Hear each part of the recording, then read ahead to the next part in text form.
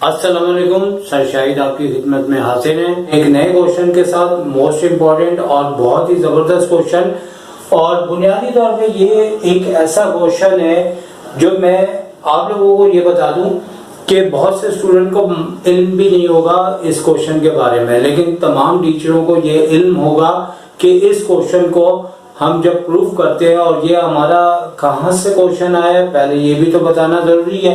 तो ये क्वेश्चन हमारी एक्सरसाइज 3.3 का क्वेश्चन नंबर 2 का पार्ट 4 है, और ये क्वेश्चन हमारे 2010 में आया हुआ है। और इस क्वेश्चन के बारे में एक वो जरूरी बात है जो आप तमाम स्टूडेंट्स को सुननी है कि ये वो क्वेश्चन है। एज अ टीचर होने के नाते मैं ये जानता हूँ कि हर क्वेश्चन बड़ी आसानी से टीचर कर लेते हैं, लेकिन इस क्वेश्चन के बारे में टीचर हजरात काफी ज्यादा परेशान रहते हैं। कोई किसी तरीके से करवा रहा है, कोई किसी तरीके से करवा रहा है, और यकीनन किसी दौर में मैं भी बड़ा परेशान रहा, क्योंकि बुनियादी तौर पे इस क्वेश्चन में जब हम कोई भी क्वेश्चन यहाँ पे हमें प्रूव करना है, इस वाली साइड को इस साइड के इक्वल लाना है, तो बुनियादी तौर पे कोई भी तरीका हम अपने जहन में बिठा लें और उसका एक कॉन्सेप्ट से ताल्लुक हो तो हम बड़ी आसानी से इसका आंसर प्रैक्टिस करके अपने जहन में बिठा लेते हैं।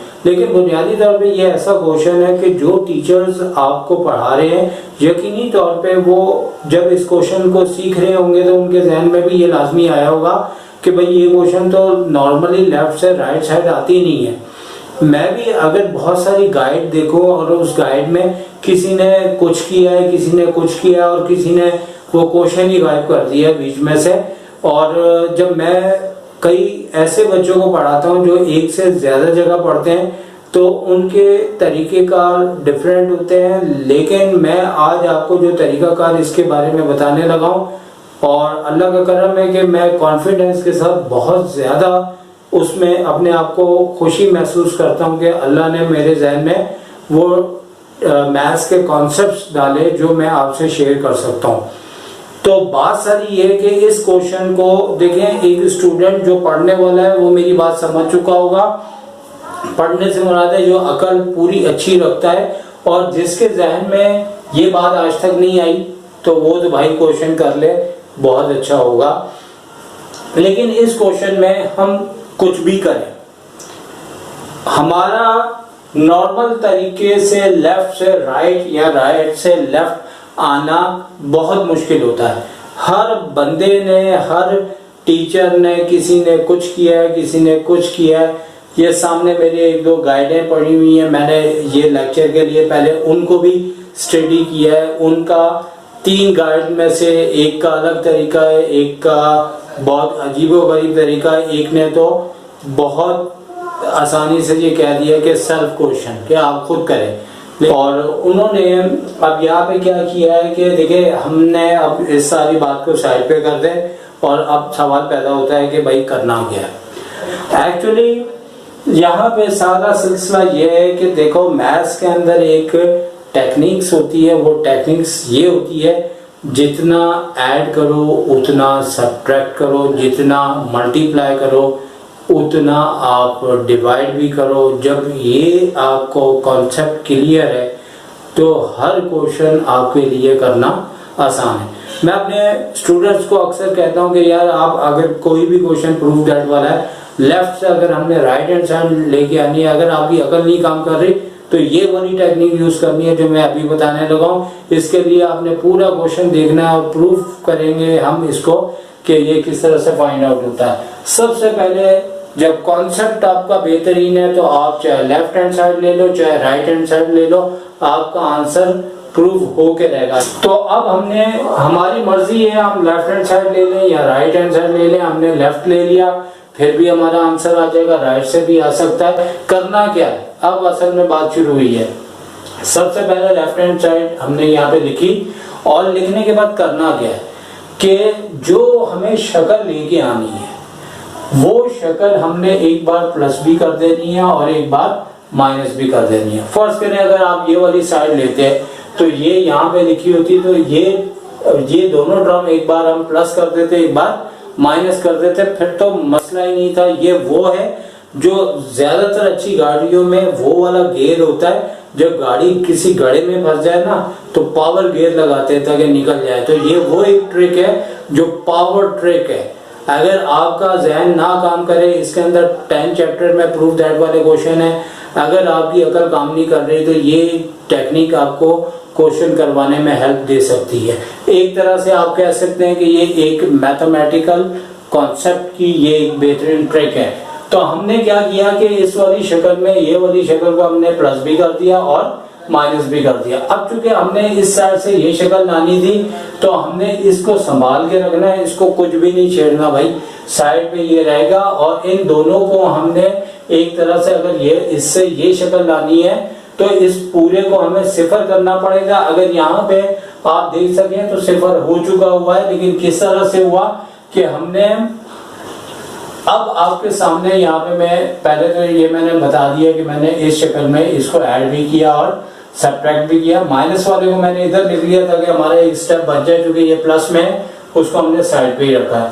अब हमने क्या करना है, यहाँ कर्ली ब्रैकेट बनाना है, इधर भी बनाना है, पहले मैंने नहीं बनाया था। और इसको आखिरी लम्हे तक हमने कुछ भी नहीं छेड़ना, इसे नहीं छेड़ना बिल्कुल। आपने यहाँ पे क्या किया कि इधर आपने एल्शियम लिया और एल्शियम लेने के बाद इसके अपॉन में कुछ भी नहीं है, ये नीचे आ गया। और यकीनी तौर पे -3 तो इससे कैंसिल होने के बाद वही आ जाएगा, लेकिन ये दोनों ब्रैकेट आपस में मल्टीप्लाई हो जाएंगे। हमने डायरेक्ट मल्टीप्लाई किया है, 2 को पहले 2 से किया तो 4 आ गया, फिर 2 को इससे किया तो 2 ओमेगा स्क्वायर आ गया, फिर ओमेगा को 2 से किया तो 2 ओमेगा, फिर ओमेगा प्लस प्लस प्लस होता है, ये तो आपको पता होगा, ओमेगा क्यूब हो गया और -3 वैसे का वैसे आ गया।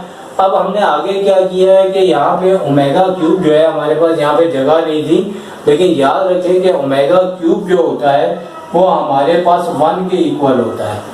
तो हमने क्या किया कि यहाँ पे इसकी जगह पे 1 लिख दिया और बाकी सारा सेम है।